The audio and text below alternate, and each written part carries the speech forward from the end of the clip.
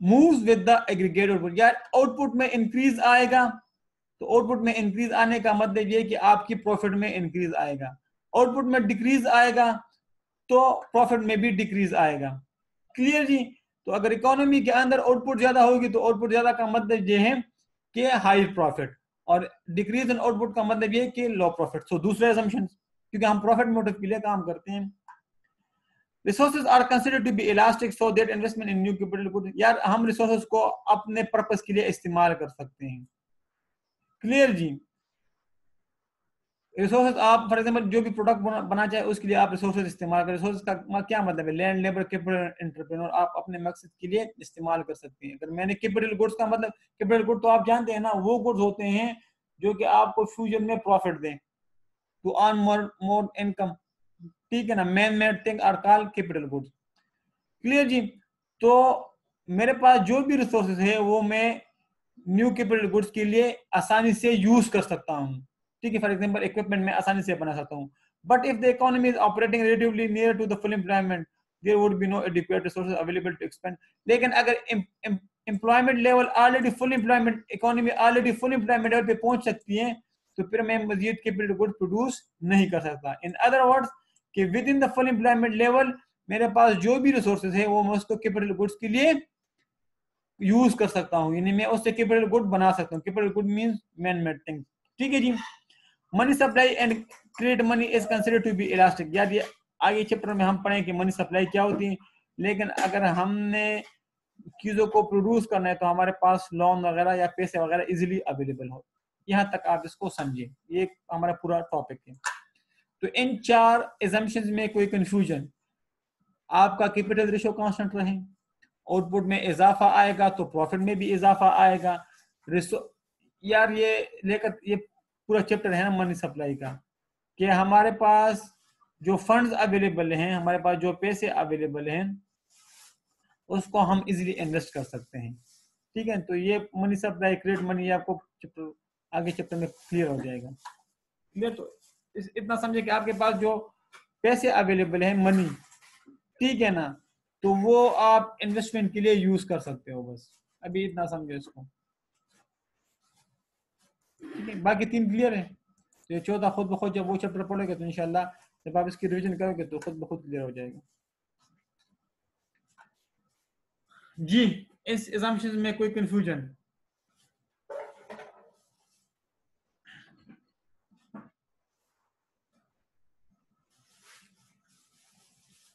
जी आगे जाएं फिर।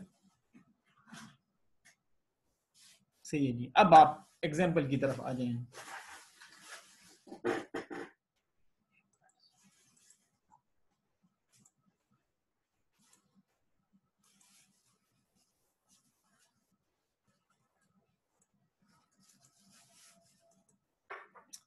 ये देखिए आप एग्जाम्पल। अब वो कहता है कि यार इसमें एग्जाम्पल के तो वही करा रहा हूं ना अभी। यार एग्जाम्पशन आप लोगों ने पढ़े ना, वही एग्जाम्पल करा रहा हूँ ना भाई। ये थोड़ा सा सब्र कर ले सलमान भाई, हो जाएगा इंशाल्लाह। ये अभी इसको मैं इसको करवा रहा हूँ ना, इसका इसके साथ ताल्लुक है क्या अपना, ये स्टेबल के साथ। तो पहले मैंने एजम्पशंस पढ़ाए, ठीक है ना, अब मैं एग्जाम्पल करवाता हूँ ये वाला। ठीक है जी, तो ये एग्जाम्पल है ना वो। अब वो देखो वो कहते हैं यार वो कुछ इक्विपमेंट बनाना चाहते हैं एक फॉर्म में। ठीक है जी, अब वो कुछ किचन इक्विपमेंट बनाना चाहता है। क्लियर, जैसे माइक्रो ओवन वगैरह कोई और इक्विपमेंट। अब फॉर एग्जांपल इधर आप देख लें, उसको बनाने के लिए, ठीक है, उसको प्रोडक्शन करने के लिए फिर जब वो प्रोड्यूस करेगा, इक्विपमेंट ज्यादा प्रोड्यूस करेगा तो उसको फिर इन्वेस्टमेंट भी इंक्रीज होगी। क्लियर जी। अब आप देख लें, उसने प्रोडक्शन करनी है, प्रोडक्शन में इंक्रीज आएगा तो वो इन्वेस्टमेंट में भी इंक्रीज आएगा फिर। अब आप देखें कैपिटल आउटपुट रेशो क्या चीज है। कैपिटल आउटपुट रेशो का मतलब ये है कि अगर फॉर एग्जांपल मैंने एक किचन इक्विपमेंट बनाना है ना, तो उसके लिए मुझे 2 यूनिट्स चाहिए, मतलब 2 यूनिट ऑफ मटेरियल चाहिए। फॉर एग्जांपल मैंने एक माइक्रोवेव बनाना है तो उसके लिए 2 यूनिट चाहिए, या मैंने कोई और मशीनरी बनानी है ना तो उसके लिए मुझे 2 यूनिट चाहिए। ये भी आपको उसने सवाल में दिए होंगे कि फॉर एग्जांपल अगर आप 1 यूनिट बनाते हैं ठीक है ना, किसी भी इक्विपमेंट का, किसी भी कैपिटल गुड्स का, तो उसके लिए आपको 2 यूनिट चाहिए मटेरियल के, ठीक है ना, या आपको 3 यूनिट चाहिए, या आपको 4 यूनिट चाहिए, या आपको 1 यूनिट चाहिए, वो आपको सवाल में इसको आपको देगा, आपको ब्लैंक नहीं छोड़ेगा कि एक इक्विपमेंट बनाने के लिए आपको इतने यूनिट्स ऑफ मटेरियल चाहिए। अब पहले पॉइंट में कोई इशू, इसको कहते हैं कैपिटल आउटपुट रेशियो, कि अगर मैं 1 यूनिट बनाऊंगा कैपिटल गुड का तो उसके लिए मुझे 2 यूनिट्स चाहिए। अब आप पूछे शाबाश, इस पहले पॉइंट्स में कोई कंफ्यूजन, कैपिटल आउटपुट रेशियो में कोई शक?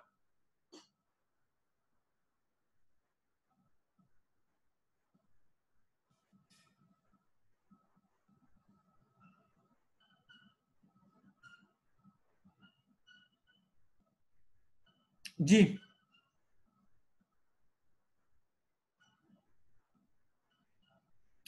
ठीक है जी, पहला पॉइंट क्लियर है।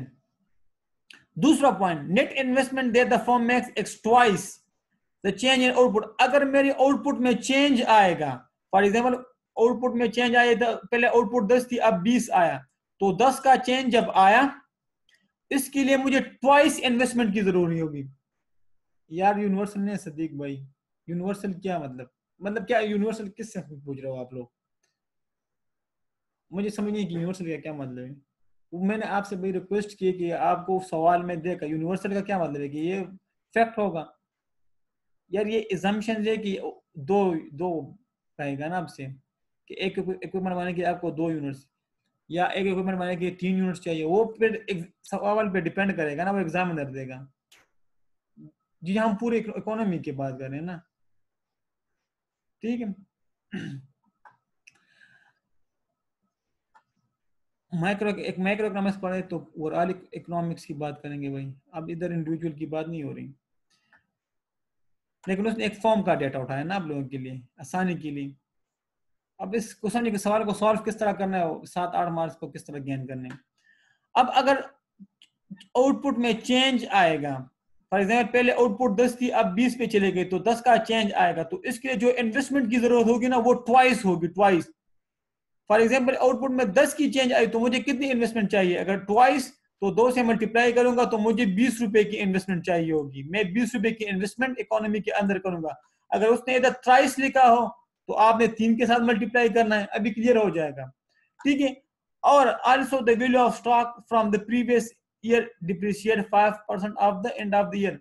और जो प्रीवियस ईयर का स्टॉक पड़ा होगा या प्रीवियस की जो कैपिटल गुड्स पड़े होंगे वो 5% से डिप्रिशिएट होते जाएंगे। डिप्रिसिएशन का मतलब ये है कि उसकी वैल्यू में डिक्रीज आएगा 5% के हिसाब से। वो ये रेट भी चेंज कर सकते हैं, इधर 5% दिया है वो आपको 10% भी दे सकता है, 12% भी दे सकता है, 2 या 7% भी दे सकता है, अब डिपेंड करता है सवाल पे। क्लियर? तो यहां हमने देखा, वो आपको सवाल में बताएगा कि कैपिटल आउटपुट रेशियो 2, ठीक है, एक इक्विपमेंट बनाने के लिए 2 हमें चाहिए। इन्वेस्टमेंट अगर आउटपुट में चेंज आएगा तो इन्वेस्टमेंट में उसके डबल चेंज आएगा, मतलब ट्वाइस होगा उसके। और डिप्रिसिएशन जो हमारे पिछले साल की कैपिटल गुड्स हमारे पास पड़ी है वो 5% से डिप्रिसिएट, यानी उसकी वैल्यू में डिक्रीज आ रहा है। भाई थोड़ा बहुत समझ आ रहा है कि नहीं आ रहा? वो इस तरह का सवाल बना के देगा और आपसे कहे कि यार एक्सेलरेटर मॉडल के थ्रू आप हमें बताए कैलकुलेट कर लें, अब आप दें। लेकिन आप लोगों ने भाई ये कॉलम जहन में रखने हैं आप लोगों ने कि इस तरह, ठीक है, आप इसको सॉल्व कर ले, जो भी कर ले, याद कर ले, आपको आना चाहिए। इसमें 1-2 कॉलम आप बनाएंगे तो बाकी खुद बनते जाएंगे। अब आप देख लो किस तरह, अब आप देख लें, ये है मेरे पास ईयर, अगर आप इसको इग्नोर भी कर तो कोई मसला नहीं है, लेकिन चलो उसने लिए तो जीरो, मतलब यार डिप्रेसिएशन आप लोगों ने काउंटिंग में नहीं पढ़ा। डिप्रेसिएशन का मतलब है कि किसी चीज की वैल्यू में डिक्रीज आना, मैं आपको सिंपल में बता रहा हूँ ना, ठीक है। अभी तक नहीं पढ़ा, पढ़ा है यार, ये क्या कंट्रोडिक्शन आ रही है भाई, आपके बातों में तजाद आ रहा है। मतलब क्यों, क्यों मैं डिप्रिसिएशन, क्यों में तो डिप्रिसिएशन नहीं है, किस टॉपिक में था डिप्रिसिएशन?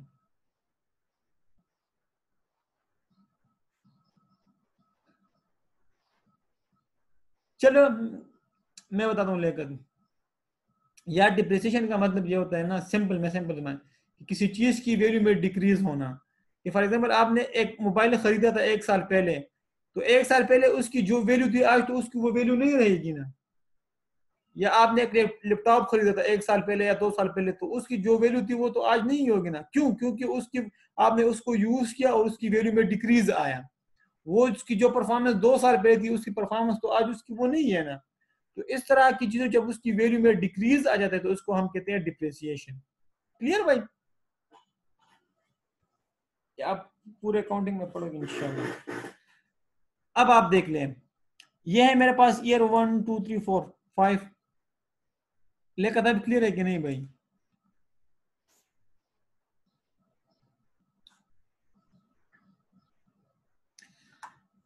सही है जी।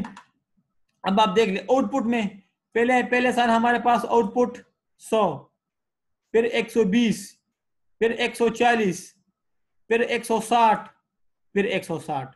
ये देखो आउटपुट, उसने ये आउटपुट आपको दिया होगा पेपर में। अब ये तो उसने ये भी दिया होगा, ईयर भी दिए होंगे, आउटपुट भी दिया होगा। अब आप देखें उसने हमें क्या बताया कि अगर हम आउटपुट करते हैं तो आउटपुट के लिए हमें कितनी कैपिटल स्टॉक चाहिए। अगर मैं इतना आउटपुट करता हूं तो फॉर एग्जांपल अगर मैं 100 यूनिट प्रोड्यूस करता हूं किचन आइटम के लिए, तो मुझे स्टॉक कितनी चाहिए, उसके लिए मुझे कितनी कैपिटल स्टॉक चाहिए। तो उसने एक के लिए कहा 2,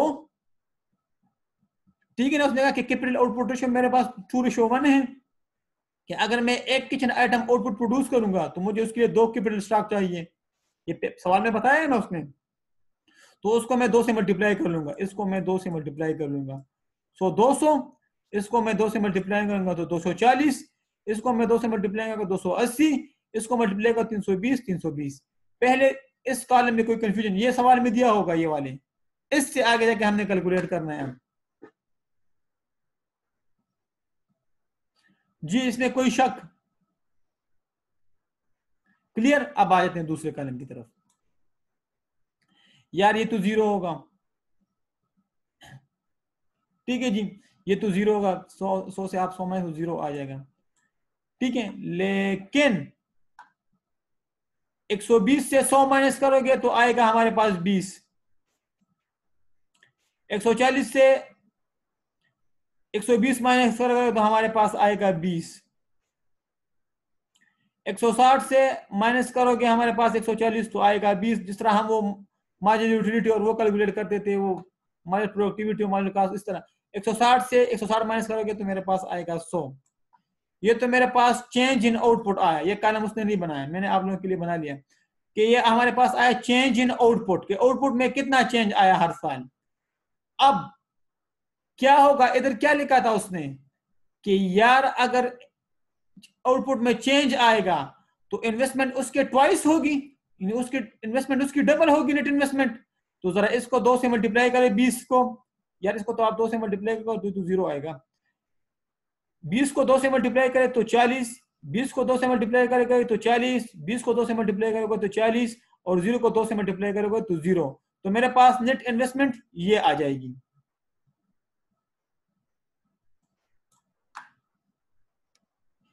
इस कॉलम में, दूसरे कॉलम में कोई कंफ्यूजन?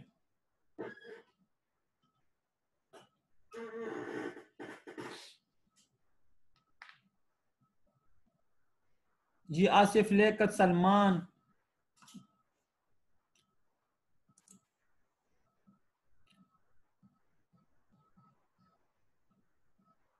जी इकराम, मुस्कान, शाबाश, पूछे, नो इशू, गुड।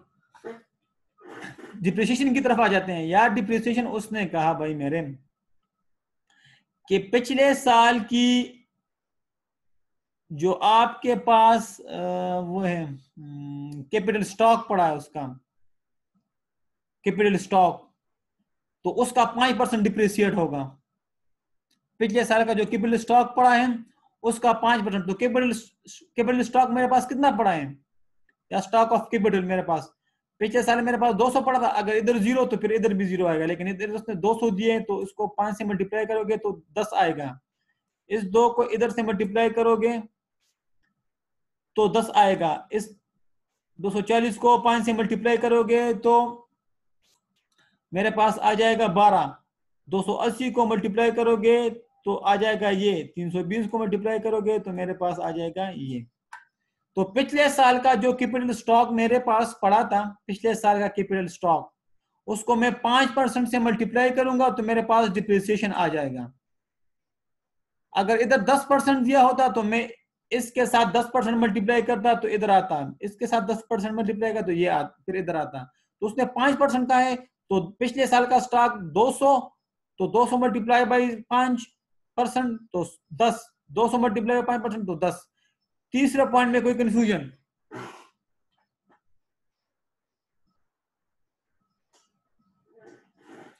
अब ग्रास इन्वेस्टमेंट क्या है? ग्रास इन्वेस्टमेंट, जब आप नेट इन्वेस्टमेंट के साथ डिप्रिसिएशन ऐड करेंगे तो जो भी फिगर आएगा वो आपके पास ग्रास इन्वेस्टमेंट होगी। तो नेट इन्वेस्टमेंट के साथ जब आप डिप्रिसिएशन इस दूसरे और तीसरे को जमा करो तो ये आपके पास ग्रास इन्वेस्टमेंट आ जाएगी। नेट इन्वेस्टमेंट प्लस डिप्रिसिएशन, या इधर लिखा गया है ना grass, net investment plus depreciation is called grass investment, और आप इसके साथ ये मल्टीप्लाई कर लें तो ये ग्रास इन्वेस्टमेंट आ गई।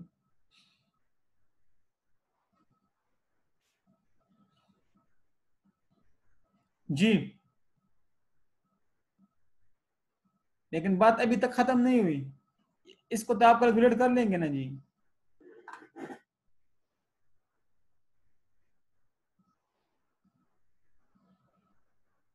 यार चेंज भी हो सकते हैं, जरूरी नहीं कि 40-40 हो, 20-20 हो, चेंज भी हो सकते हैं। वो तो डिपेंड करता है ना कि अदर आपके आउटपुट में कितने इजाफा हुआ।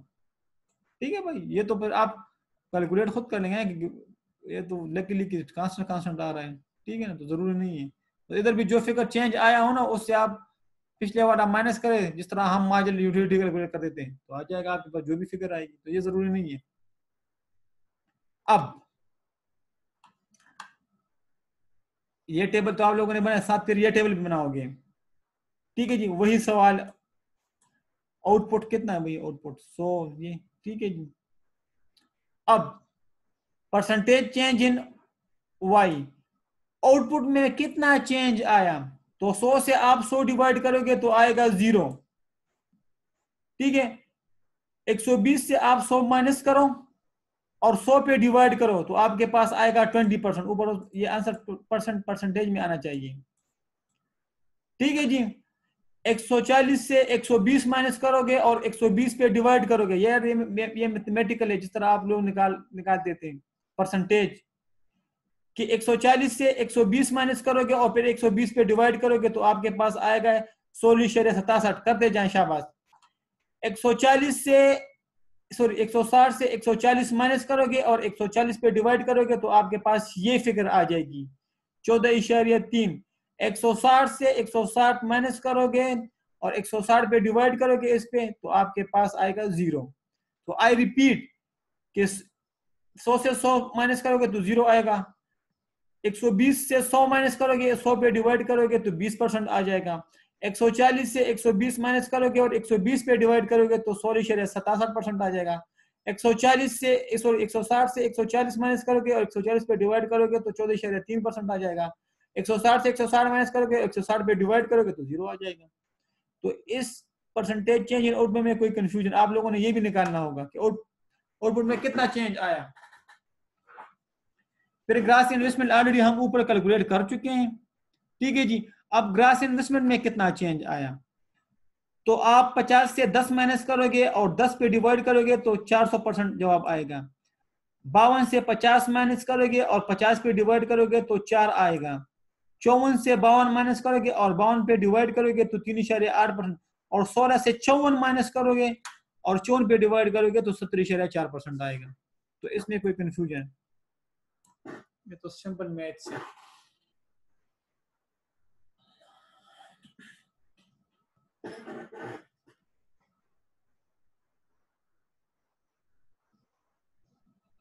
क्लियर है जी? इसको नहीं पढ़ना आप लोगों ने, इसको सिर्फ पढ़ ले थोड़ा बहुत, पढ़ना तो ठीक है, वरना इसको तो छोड़ दें यार। वही वही लिमिटेशन के टाइम ले, एक्सेलरेटर टाइम लेता है, टाइम कंज्यूमिंग है, जिस तरह ऊपर मतलब मल्टीप्लाई में था। और स्पेयर कैपेसिटी का मतलब ये है कि देर में भी इकोनॉमी के अंदर स्पेयर कैपेसिटी पड़ी होती है, ठीक है ना। तो अगर आप स्पेयर कैपेसिटी को प्रोड्यूस करोगे तो वो जरूरी नहीं कि स्पेयर कैपेसिटी यूज हो, आपके साथ इन्वेस्टमेंट में इंक्रीज आए। मैं आपको बताता हूँ, फॉर एग्जाम्पल आप अभी इस लेवल तक नहीं पहुंचे, फुल एम्प्लॉयमेंट लेवल तक आप अभी नहीं पहुंचे, और इकोनॉमी के अंदर स्पेयर कैपेसिटी पड़ी है, ठीक है। फॉर एग्जाम्पल इधर आपने किया तो आउटपुट ये, इधर आपने किया आउटपुट ये, तो इन्वेस्टमेंट का वो कहते हैं सवाल ही पैदा नहीं होता। क्यों? क्योंकि अगर आप आउटपुट इंक्रीज करोगे विद इन द लिमिट्स, तो ये तो आप स्पेयर कैपेसिटी को यूटिलाइज कर रहे हो ना, इसका इन्वेस्टमेंट के साथ क्या ताल्लुक। जबकि एक्सीलरेटर में हमने क्या पढ़ा कि आउटपुट इंक्रीज होगा तो इन्वेस्टमेंट इंक्रीज होगी, लेकिन इधर वो कह रहा है कि अगर इकोनॉमी के अंदर स्पेयर कैपेसिटी पड़ी हो, एक्सेस रिसोर्सेज पड़े हो, तो अगर आप एक्सेस रिसोर्सेज को इस्तेमाल करके आउटपुट करोगे भी ना, तब भी इन्वेस्टमेंट नहीं बढ़ेगी। तो इसने नेगेट किया एक्सेलरेटर के कंसेप्ट को। तो ये था आपका चैप्टर 8। इंशाल्लाह कल इसके पास पेपर कर लेंगे और हम फिर चैप्टर 9 की तरफ चले जाएंगे। ये जो अभी उसने कहा था लियाकत ने कि सलमान ने कि सर इनका आपस में रिलेशनशिप भी है ना, तो एक दफा उसने ये रिलेशनशिप का सवाल भी पूछा था, ठीक है 3-4 नंबर। तो इसका रिलेशनशिप भी आप यहाँ से देख सकते हो जो मैंने आपको कहा।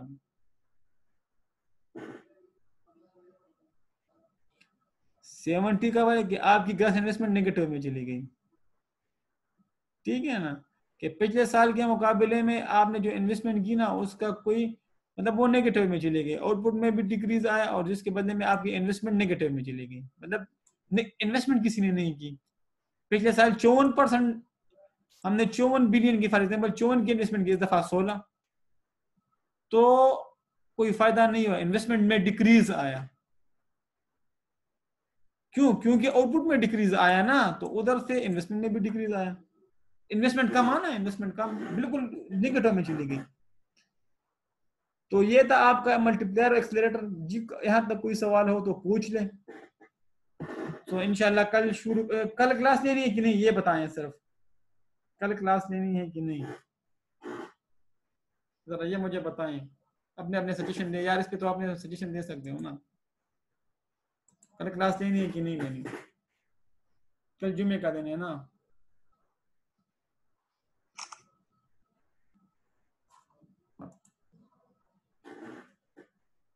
बाकी भी अपना अपना वोट डाल दें, रेजोल्यूशन पास करा दे शाबाश।